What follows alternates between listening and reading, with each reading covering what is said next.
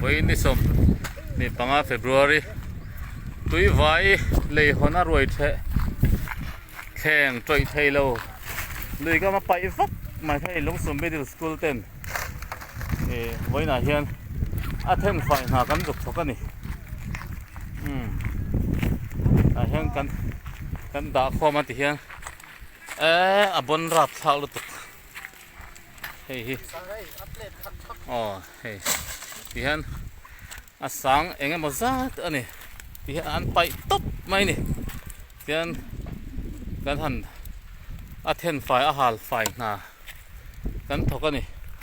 hei no pang thế này hian kan buổi bia a tam em à kan then dấu xem kher lawang a tam lu tuk an char ti hian a som nga tel hian no pang ho hian ten kan me hian kan ro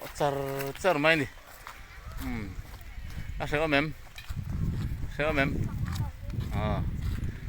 a tam em mai ni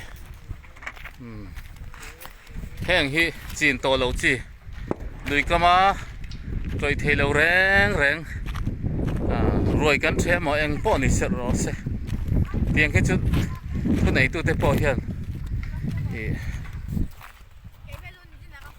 he tiang ti lo zong am palak hi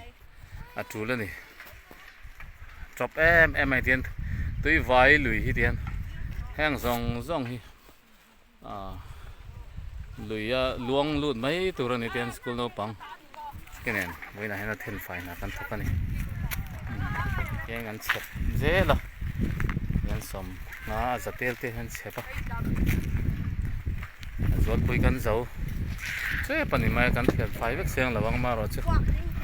căn tị xem here rồi bôi này sau lại son căn chẹp á mau nè sang tel sẽ căn chẹp vuông to này buộc đúng rừng mai nè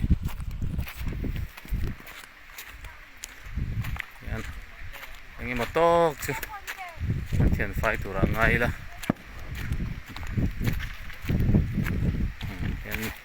mấy bụi là liêu vút mai đi bon tắc tắm tắc anhอย่างนี้นี่ตัวหัวชวนhết tiếng ăn trôi thầy lâu hi lười rồi thế năng cần mang này pon à tì rì rồi ngal thì apoi mo em anh hi giờ rồi mình bụi tên xí là à tắc zet à chú tắc zet anh